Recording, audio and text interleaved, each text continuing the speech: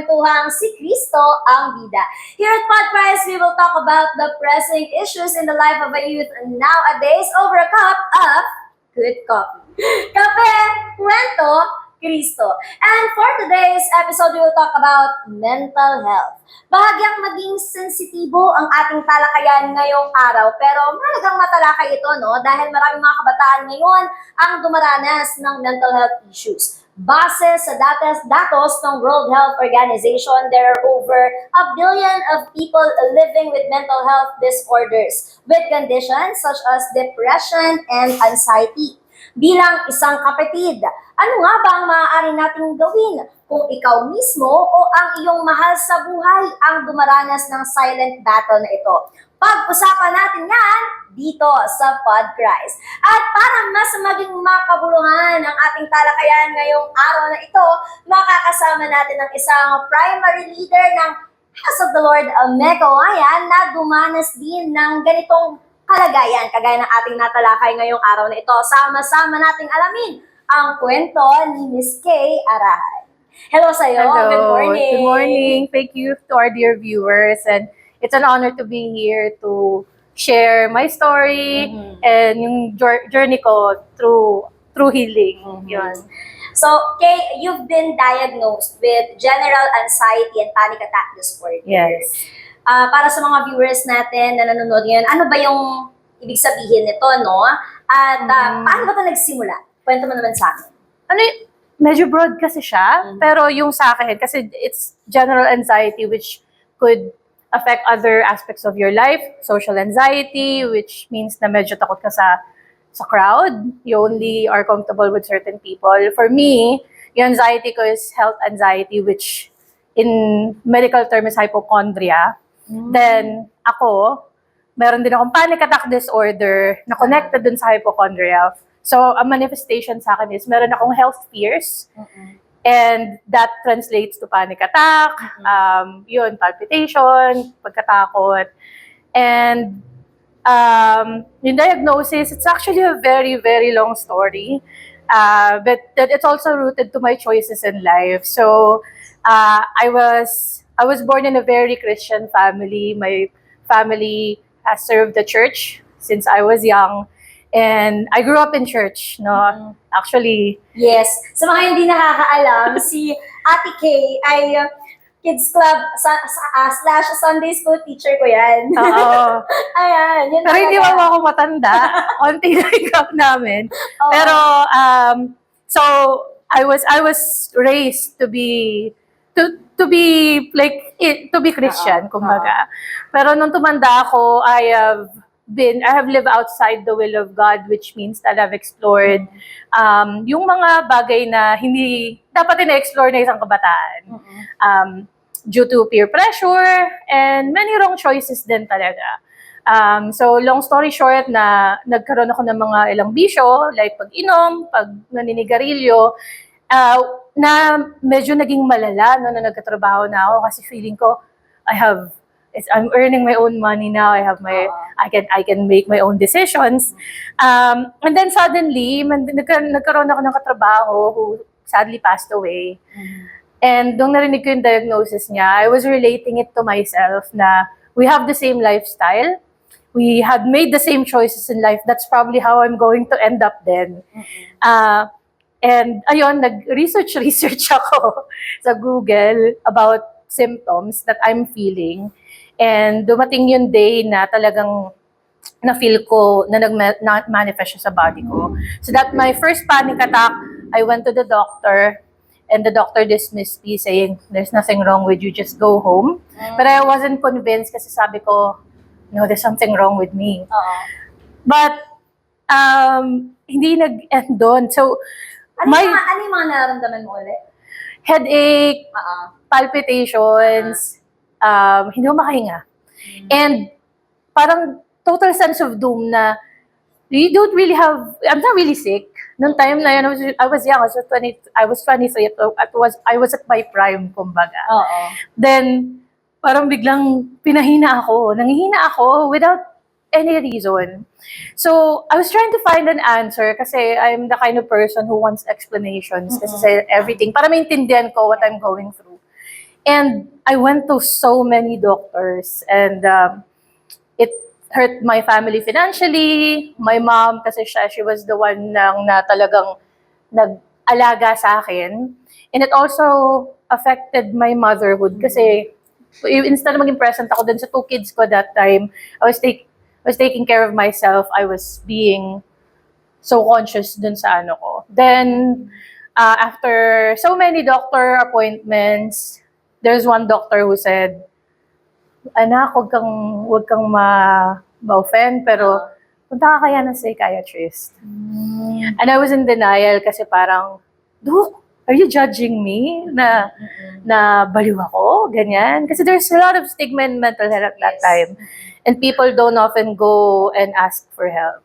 Kasi parang kapag tinignan ng mga doctors yung physical status mo, mga vital signs at kung ano-ano pa, kung ano mang term yun, okay naman. Oo, okay. Oo. Like, I've done so many blood tests, imaging Oo. tests, lahat na na-in-order, ginawa ng pinastosan namin, but nothing was seen. So, that last appointment really opened my mind.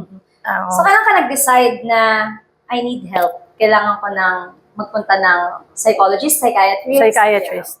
So, nakita ko kasi yung strain niya sa family ko. I wasn't married yet that time. Pero meron akong 2 kids, and yung mom ko, dahil wala yung dad ko, siya yung nag-aalaga sa akin. And nakita ko na talagang ubos kami financially.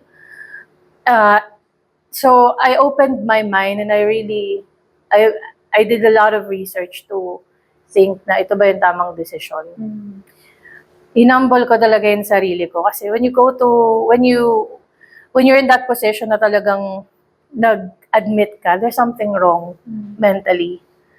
Mahirap siya that time, na hindi ko pa naiintindihan, ang hirap niyang i-admit kasi parang Kasi parang nung panahon natin, hindi pa siya ganun ka widely accepted. Oo. Compared sa generation ngayon, na parang, ngayon kasi parang very informed na yung mga generation patungkol dito sa mental health Actually, issue.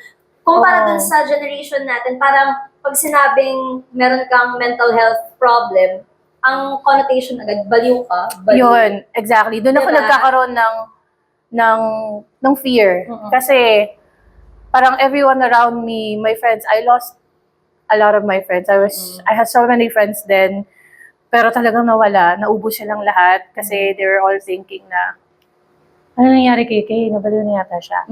So yun. But I spoke to the doctor, and it was a really good experience, surprisingly, no? Kasi parang, I wasn't expecting na yung line of questioning nila was more of a counseling session than like a medical appointment with a doctor. So, ending, na-diagnose ako, which was another battle kasi kailangan ko pang mag-medicate, kailangan ko rin matutunan na i-regulate, Yeah. mag-therapy and na-regulate yung sarili ko. Ayun.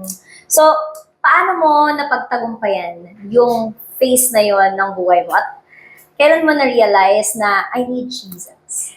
Actually, start pa lang, Yan. alam ko na I really need Jesus. But I struggled with admitting that I need Him.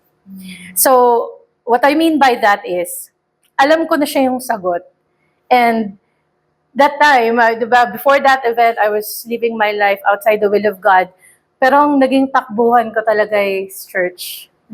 Yun yung time na bumalik ako sa church to find something to do to distract myself kasi I stopped working. And yun din yung time na kumausap talaga ako ng mga taong malapit sa akin na inamin ko kung ano nangyari sa akin. Yung mom ko din, nag-approach na ng mga tao na tingin niya makakatulong din, kinausap nila ako.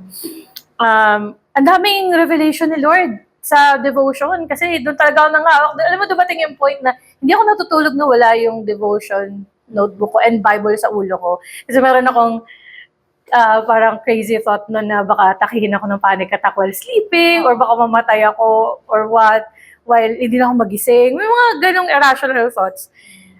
So ganun ako kaliteral that time. Pero talaga nag-anchor ako sa pangungusap ni Lord. But what's hard for me is maniwala na totoo yung sinasabi niya. So, it was really a struggle and it took years for me to find the answer. Then finally, nakausap ko si Tatay Mike, si Pastor Yeah. Mike po sa House of the Lord. Siya po yung pastor namin nun. And he made me realize kung ano yung reason kung bakit binablock ko yung assurance na Lord sa akin. Kasi all of the devotion nun, para akong bata na kinakalma ni Lord na, chill ka lang, Mac. Hindi totoo yung mga lies na nalalagay sa head mo. Pero hindi ako naniniwala. Nahihirapan ako But you maniwala. have any specific verse or word coming from the Lord na ito yung parang nagbigay sa'yo ng assurance o pinanghawakan mo during that stage of your life? May ganyan ka ba? Meron. Actually, yung pinaka-peak talaga nung nung na-realize ko na, yung nasabi ni Pastor, the reason why you're not accepting God's grace is because you don't forgive yourself. Ang dami ka naging maling choices, kasalanan. And I didn't think that the Lord would love someone na ganun yung pinagdaanan. Kasi I know that there are high expectations of me. Nung nagkamali ako, I felt what people thought of me. Dahil nga mali yung choices ko. And naging mali yung past ko. Pero hindi ako naniniwala that time na si Lord papatawarin ako. Parang naniniwala kasi ako na may balik yan. Which is totoo. May balik naman talaga lahat ng mga choices natin. Sometimes physical, unfortunately. Pero parang inassure niya ako one time nung peak ng sakit ko. Binasa ko yung Isaiah 40. Sa start ng Isaiah 40 kasi, parang I can't remember the exact verse, pero parang end na to ng lahat ng suffering mo. Then dun sa dulo, basahin ko lang. Sorry, I have notes. Nasaan ka na? Habang hinahanap ni Kay yung verse na yan, no? Alam mo, Kay, it reminded me dun sa tinatawag na forgiveness and repentance. Kasi when it comes to forgiveness and repentance, tatlo yan eh. It's asking for forgiveness from God, which is talagang, alam naman natin na ibibigay ng Lord sa atin kapag sincere tayo na nagpakumbaba sa Kanya. And another thing is forgiveness from other people kung meron man tayong na-offend. But another thing is yung forgiveness of yourself, no? Oo. Yung forgiving yourself. It's one thing eh, no? Kaya maraming pinakamahirap, mga tao, yeah. honestly. Kaya maraming mga tao yung para bang minumulto ng kanilang mga nakalipas, Oo. ng kanilang mga nakaraan. Kasi hanggang ngayon ay hindi pa rin sila nakakapagpatawad ng sarili nila. Totoo yan. Diba? And by God's grace, no, na-overcome ko na yun eh. Yung pagpapatawad sa sarili. Kasi parang pinaramdam ni Lord sa akin, you're redeemed. You're a different person now. Balik tayo dun sa verse. Isaiah 40:31. But those who trust in the Lord will become strong again. They will be like eagles and grow new feathers. They will run and not get weak. They will walk and not get tired. Kasi honestly ngayon, Sarah, hindi pa rin ako, I wouldn't say that I'm 100% okay. May mga time pa rin, I still went through therapy to learn how to regulate my emotions, anxiety ko. Pero, meron lang akong pinahahawakan ngayon. I know. Yun naman yung maganda. Oo, I know na this is temporary. This is not what God's will is for me. And maayos to. Ganon. So, ayun siguro yung difference now than what it is before. Yun. Pero gusto ko lang tanongin, no? Paano to naka-apekto sa work mo? Kasi syempre, sabi mo kanina, affected yung finances mo. Kasi nga, medications and doctors visit every time, di ba? May mga ganyan. So, paano naman siya naka-apekto sa work tsaka sa family? Siguro naka-apekto siya sa work ko in a sense na nung nag-start, I had to quit for 2 years. Nag-aral ako uli. Naging mag-schoolmate tayo. Kasi I was trying to find something talaga na I think na may purpose ako. Wala pa rin ako doon, pero I'm glad now that because of my relationship with the Lord, I know where I'm going. When it comes to family naman, siguro naapektuhan yung motherhood ko kasi I was so focused sa self ko. And yung 2 anak ko that time, all they felt was fear from me. Fear of losing me kasi they know what's going on. Medyo may edad na kasi na sila nun. Si Dwayne 9, si Casey 7. So meron na silang awareness siguro sa nangyayari. Pero sobrang saya ko din kasi even though ganun, binigyan ako ni Lord ng another chance to be a mother. So I was married in 2015. By God's grace, after 5 years of waiting, nagkaanak kami ng 2020. Yes. Yes, praise God. Sobrang daming prayer and fasting na pinagdaanan. Merong song na sabi dun sa awitin, if it's not good, then it's not done. It's not done with me yet. Sabi dun sa awitin. Oo. Sabi niya, there will be joy in the morning. Totoo. And totoo, di ba? Oo. There are times in our life na hindi natin maintindihan. We're seeking for answers. Mm-mm. Diba? Ang dami nating mga tanong. No, na hindi natin maintindihan bakit nangyayari, why me, may mga ganyan tayo mga questions, no? Pero isang assurance na maibibigay sa atin ng Panginoon na hindi pa siya tapos sa buhay. Oo. There will be joy in the morning. And Wow. minsan tinutuldukan mo rin yung self mo lalo na if you have that guilt in your heart na you've done something bad. Mm-mm. Pero naalala ko yung book ni Corrie ten Boom, di ko na nabasa. There's no pit so deep that love is not deeper still. Mhm. Talagang ihilahin ka, paangat ni Lord na, walang tissue dito. Hilahin ka paangat ni Lord na, okay, Mhm. ang sinabi sa akin ni Lord nun, magkakaproblema ka na, hindi ko sinasabing hindi. Yeah. Parang, though you can regulate your emotions, you know your reality, you understand, doesn't mean hindi ka magkakaproblema. Correct. So, nagka-problema kami, yun, nagka-cancer si mama, pero alam mo, may verse, again, na binigay ni Lord sa, binabanit to ni Lord sa akin nung malapit na ang mga anak. Sobrang peak nung fear ko kasi nagkaroon ako ng preeclampsia and it's a very dangerous, life-threatening talagang Isaiah 42:32. Mhm. 43:2. When you pass through waters, I will be with you. And through the rivers, they will not And though there are rivers, they will not overwhelm you. When you walk through fire, you will not be scorched, nor will the flames burn you. So, grabe, no? Parang, after my diagnosis, I wouldn't say na parang naging smooth sailing, wala naging problema na parang sabi ni Lord sa akin na, uy, yung anak ko to, fragile, di ko ito bibigyan ng problema. Hindi siya ganun eh. Hindi siya naging ganun sa akin. But He gave me the strength to endure. And binigyan niya ako ng, throughout the journey, tinuruan niya talaga ako magtiwala. Kasi ang hirap nun eh. Parang magtitiwala sa something hindi mo nakikita. Diba? So, yun. Alam mo, merong isang analogy no, na ginagamit yung mga pastors na napapakinggan ko. Sabi, ang pag-aayos daw ni Kristo ng buhay sa atin parang isang general cleaning sa bahay. Oo. Minsan may mga gamit na kailangan ilabas, may mga bagay na kailangan na itapon, may mga bagay. Talaga, ang gulo talaga sa umpisa. Diba? Ganon din yung buhay natin. Parang, hindi na nangyayari. No? Pero, after naman ng general cleaning, at nakita mo na yung outcome, wow, ito na. Ito na yung life ngayon ni Kay. So, with that being said, kumusta na si Kay ngayon? Ayun, I'm so content sa life na minsan napatigil ako thinking na, Lord, do you think I really deserve this? Nagkaroon kaming conversation nun, and I realized na whatever He gave us, it's not about if you deserve it. It's about how deeply He loves talaga yung mga anak niya. Diba sabi, may verse nga na parang, minamahal niya, binabless niya yung mga anak niya na hindi naniniwala sa kanya, na hindi pa bumalik sa kanya. How more you, diba? So, I'm content with my ministry. I'm happy na, though na-weed out yung mga friends, relationships that time na that I fostered before I got diagnosed. Pinalitan siya ng mga tao na hindi yung idadala na ako sa outside God's will. Pero there are people who built me, who supported me.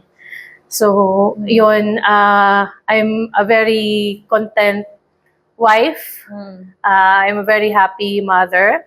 And sobrang blessed ko sa mga tao sa paligid ko and sa relationship namin ni Lord. Yun. Nice. Naku, ano naman yung maipapayo mo sa mga viewers natin na nakikinig sa'yo ngayon na maaaring may kapareho mo ng kalagayan? Siguro 2 things, no? The first thing is, be humble enough to recognize that reaching out for mental health issues is not weakness. And I know that's the reality now. And unlike before na ang hirap mag-go out of your shell and to admit na ganito talaga yung reality mo. But being diagnosed doesn't mean that you can't go heights. You can't go beyond what you are now. And God has a good plan for you. Sobrang beyond what you can fathom or whatever is your idea ngayon siguro. And yun, wag niyo tuldukan yung life niyo. Kasi I've been through that. I have a lot of episodes na gano'n, na talagang tuldok na, ito na. Pero, hindi yun yung dulo. Hindi yun yung dulo. Kasi hanggat hindi pa maganda yung dulo mo, hindi ka pa tapos. Hindi pa tapos sa Lord sa'yo. Oo. Thank you so Yan. much for being with us today. Thank you Kay. then for having me. No, but before we end, allow me to share our verse for the day found in Psalm 34:18, and it says, "The Lord is close to the brokenhearted and saves those who are crushed in spirit." Maraming salamat sa pagsama sa amin ngayong araw nito, mga kapatid. Once again, maraming salamat. Kay till our next episode of Podcast Kape, Kwento, Kristo. This has been your host, Sara Lagsak Arsenio, dahil dito si Kristo ang bida. Maraming salamat. Bye! Bye.